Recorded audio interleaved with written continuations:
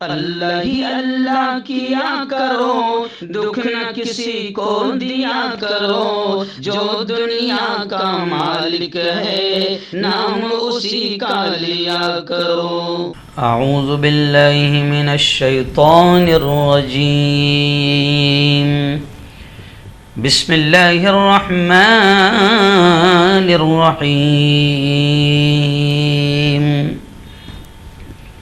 یا ایہا الذین آمنوا انفقوا مما رزقناکم من قبل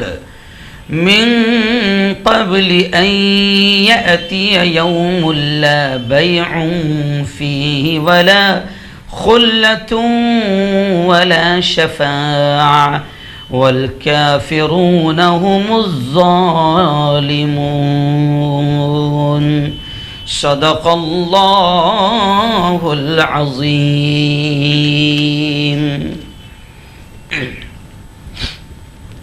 بہت ہی قابل صد احترام میرے نوجوان دوستوں، بزرگوں، ساتھیوں، میری پردنشین ماؤں اور بہنوں،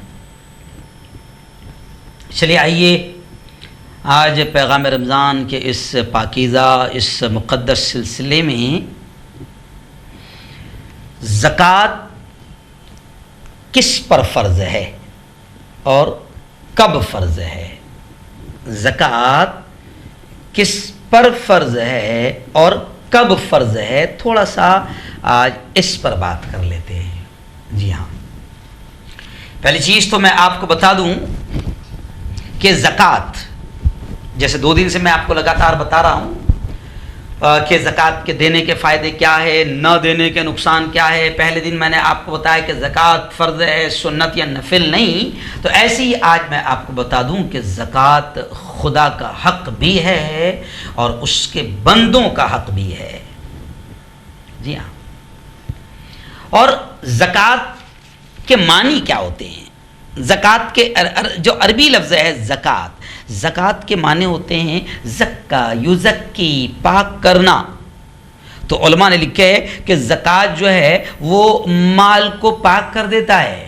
جس مال کی زکوٰۃ ادا کر دی جائے وہ مال پاک ہو جاتا ہے اور ہر طرح سے پاک ہو جاتا ہے، اور پھر اللہ تعالیٰ اس مال کی ہر طرح سے حفاظت بھی کرتا ہے۔ جی ہاں، اور زکوٰۃ کس پر ہے؟ زکوٰۃ کس پر ہے؟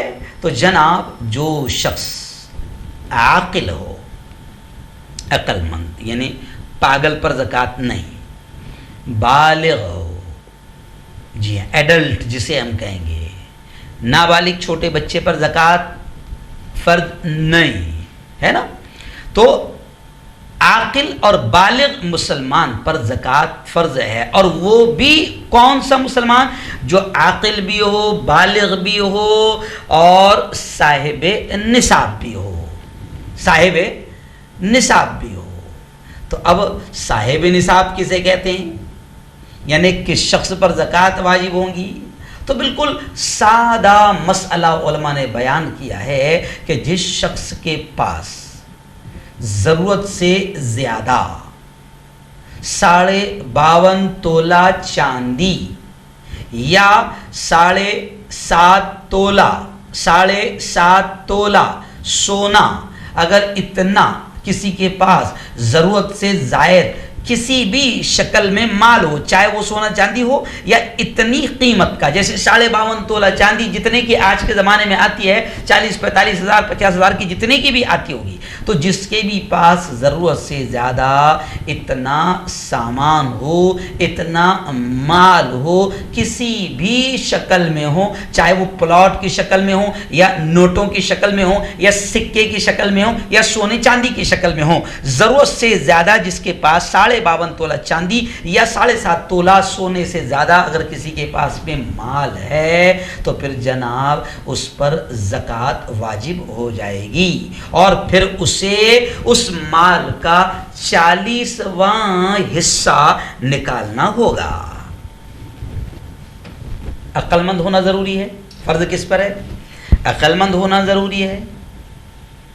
بالغ ہونا ضروری ہے، مسلمان ہونا ضروری ہے یعنی صاحب ایمان، اور چوتھے کیا؟ صاحب نصاب یعنی جس کے پاس اتنا مال ہو، اور زکوٰۃ اتنا مال اللہ نے دے دیا تو اب آپ پر زکوٰۃ فرض ہو گئی، اس کا ادا کرنا آپ پر فرض واجب ہے، نہ ادا کرنے والا سخت فاسق بڑا گنہگار ہوگا، اور اسلامی حکومت میں تو اس کو سخت سزا دی جائے گی۔ پہلے زمانے میں تو باقاعدہ اسلامی حکومت کے باقاعدہ کچھ لوگ ادھیکاری زکوٰۃ وصول کرنے کے لیے آتے تھے، تو اب جس شخص پر اس کے پاس میں اتنا مال ہو اس پر زکوٰۃ فرض ہو جائے گی۔